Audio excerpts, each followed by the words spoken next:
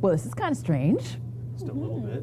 So we've been bumped out of our studio and forced to have our weekly chat in our newsroom, and it's a bit of a mess, but that's okay.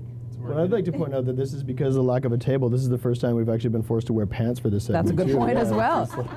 Yeah, Worst. Yeah. it is the worst. Pants are the worst. pants Should also point suck. out that Darren Morash is not on any of these cameras. Because he had his baby! Yay! Well, Big that's moment. exciting. Exciting as well was your experience at the gym this morning when Yeah. you were on the treadmill. Tell us the story. Treadmills for real athletes. I was on a stationary bike. Okay. Anyways, but yeah, I was biking away and I looked over two bikes over because I mean there's not much to look at, but there's like screens going on the bikes, and guy 2 bikes over was watching Shaw and happened to see Tracy interviewing me at the SMD Foundation kind of smoothie contest, and he just kind of looked at me and looked at the screen and did the whole like, wait a minute, and then promptly changed the channel. But No way he did it. well, it's not like he I think he kind of recognized that I had seen, and we had both like kind of been like, Yeah.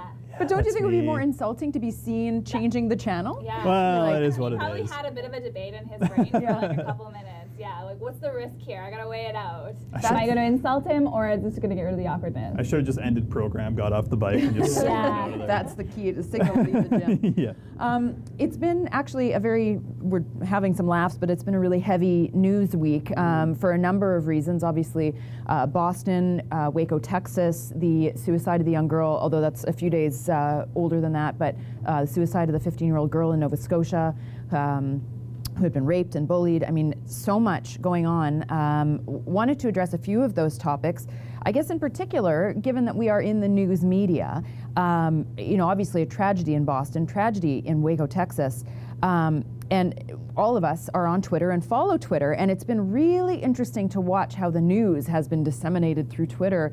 And in particular, something that's been trending is hashtag CNN is reporting, because CNN reported for hours and hours one day during the week that the suspect had been arrested and it was in custody, and they were talking about brown skin and and then all of a sudden, it turns out nobody has been in custody. And they went on for hours reporting this as though it was fact.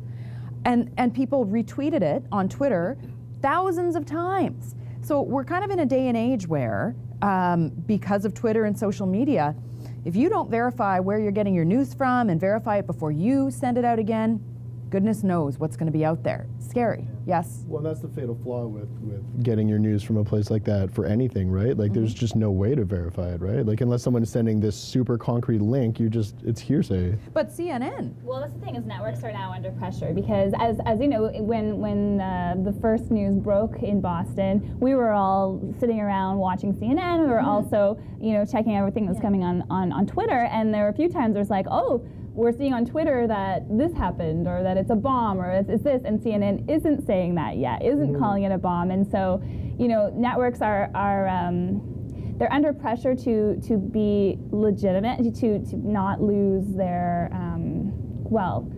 To not be, they want to be first. yeah, yes. No, Yeah. but they also have to maintain the fact that they're actually telling you the actor's been verified. Yeah. That this isn't just a hearsay. This isn't just a bystander on the street. That this is actually coming from But a it's- source that can be it's such a fine trusted. line But there, how do you right? do that when you feel like you're falling behind? It's the whole debate of being right. Like, we're all taught in first. journalism school on Yes. being first, right? Well, Like, and first is such a big thing. Everybody wants to be first. I've always, who cares? I don't care if I hear it several hours later. I want to hear it right. I want to get the facts. And yet, while I was following it on Twitter, all I could think of was, don't you know anything yet? It's been like 5 minutes. Seriously. No new information. Yeah. I think we are we're in this world where we expect things to move along as fast as a Dexter episode or whatever else. Like, we're just we expect this instant gratification all the time, and it just doesn't happen in real life. Well, and the reason, I don't want to say defend, but we turned on CNN because they mobilized first, right? They were the first ones live. We switched over to CBC, and they were reporting other things as well. Well, we wanted shots of Boston. We wanted to see what was going on in Boston. We wanted to know if they'd found whoever did this yet. And so we stayed on CNN, right, in the newsroom anyway, because we wanted that constant feed. And they happen to be the ones that are best at getting their people out and on the ground. I mean, Anderson Cooper was there 15 minutes later, it seemed, right? Like, bottom line, they've got it on right away. So, I mean, I want to see what's happening, but I do want the correct information. And scary, the scary fact was, it was a Saudi national. Saudi Arabian national was the first thing they were reporting. Yeah. Well, it turned there was no Saudi Arabian national at all. So why was that being, and then the funniest thing was on the CNN feed it said reports are there are conflicting reports. Well, for God's sake, like really? At that point, ease up, back off, right? And you wonder why people don't trust the news media anymore, and why even in community programming we call people and we want to do stories, and they're, well, I don't want to be misquoted. Very That's not standoffish, yeah. that's not what we're here to And the do. quality of journalism is still at stake as well. And, again, while we were sitting around, one of the journalists, she talked more about the fact that she grew up in Boston Yeah. and, I went to that school. And you just think, oh my gosh, there are so many journalists who are not in it for the facts or for getting the story, right? They're in it just to be on TV. And that is getting more and more apparent. Oh, absolutely. Because we were watching when it was a female anchor on CNN, and it was I went to college in Boston, so I know that is the A fountain. Well, exactly. That's the sort of thing she was saying. It was asinine. It really, really was, and sad and discouraging, really, because that's not what this industry is supposed to be about. Unfortunately, reality TV stars are now journalists and getting the jobs that we went to school to work hard to get. All of a sudden, go on a reality TV show and you can have your own show. It doesn't matter if you're any good. It's Kim's just bitter because she wants her own cooking show. I do. Yeah. Sadly, no one's calling me up and offering any. One thing that's blown my There are mind lots. about the coverage, Thank and it's not necessarily the coverage, but it's everyone, even the U.S. government, right off the bat, they're like, you know what, it's too soon to say that this is an act of terrorism, so we can't blame the terrorists yet. This is terrorism. That's exactly what it is. What they're saying essentially is it's too soon to say whether or not this is white people or not. Right. Which I find just infuriating. That is terrorism, whether the person who did it is from America or the Middle East or. Early on, though, it was there was a question of whether it was accidental, like if it was a gas gotcha, explosion. okay, yeah. I think that was part of. They didn't. But want to even say- after that, they're like, you know what? We've found fragments of a bomb, but it's too soon to tell whether this was terrorists or not.